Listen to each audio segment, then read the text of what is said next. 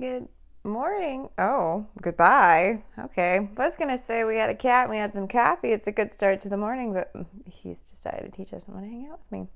Whatever. So I had a little bit of time this morning, so I just wanted to pop on here, see how you guys were doing, check in. Just a quick update. Lance is back. And in case you guys were wondering, in case you guys were curious about if I had gotten my legs shaved and my house cleaned before he got home, I did. He got home around 11 o'clock last night. My house was cleaned by 10, so, nothing like wait until the last minute. He had to scamper off really quick, so I thought I would get on here and make a quick video. We are now we're week 3 into this challenge, and some of you may be like me where you started off strong. That first week you had some pretty solid numbers, and now week 2, week 3, those numbers are starting to dwindle. Last week I may have had a day where I earned zero points. really leading by example here. What I wanted to do was go over a few tips with you, a few mindset changes to help you kind of reroute yourself and get back to that initial gusto you may have had that first week. So the first thing I want to suggest is revisiting your why. So in that challenge packet, the very first suggestion I make is to figure out your why. Why do you want to do this challenge? I have this old Jillian Michaels workout video from way back when she was training. She's training people on The Biggest Loser. And in that video, she suggests finding your why, because if you have a strong why, you can tolerate anyhow. And I think that is so true. And our bodies, our minds are accustomed to reverting back to what's comfortable, reverting back to what we're used to.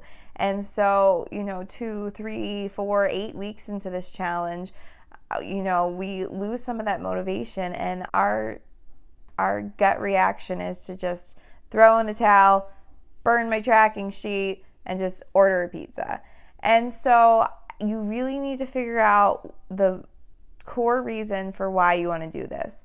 And I suggest, instead of just taking that face value, broad generic why you may have come up with, so like for me, I feel like a lot of times my why will be, I want to lose weight, I want to get stronger, I want to feel better. Things that are so generic, we want to taper that down to something that's more specific to you. So to do that, I suggest performing an exercise called the 5 whys. You start by asking yourself, why do you want to do this? And you start with that broad, I want to lose weight. So then you say, okay, well, why do I want to lose weight? Maybe it's because you have a friend's wedding coming up. You want to lose weight for your friend's wedding. Okay, well, why do I want to lose weight for my friend's wedding? Well, I want to look good in my dress. Why do you want to look good in that dress? Well, I want to feel confident. Why do you want to feel confident? You continue to ask yourself why, until you get to the root source for why you want to lose weight. Having that more specific reason is going to help carry you through the remainder of this challenge and actually help you to make these better choices. The second thing I want you to look at is your goal. So maybe you fell into that trap that I was talking about last week about coming out of the gate really strong, and you may have set a goal for yourself that was really lofty and not at all sustainable. A lot of us, like I said, probably did that. So say your goal was to work out 7 days a week, and you have a full-time job, a family, hobbies and interests that don't include going to the gym. So a goal of working out 7 days a week is not going to be something feasible for you.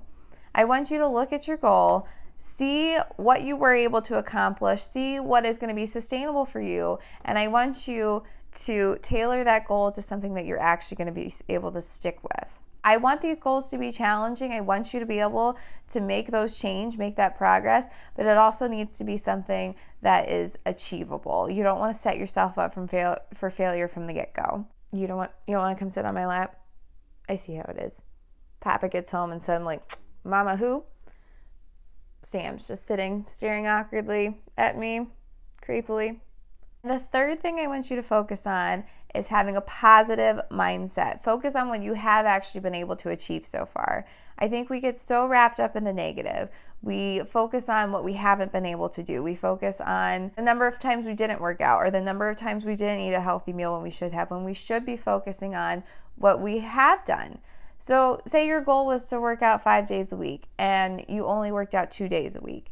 That's still 2 more days than maybe where you started from, not working out at all.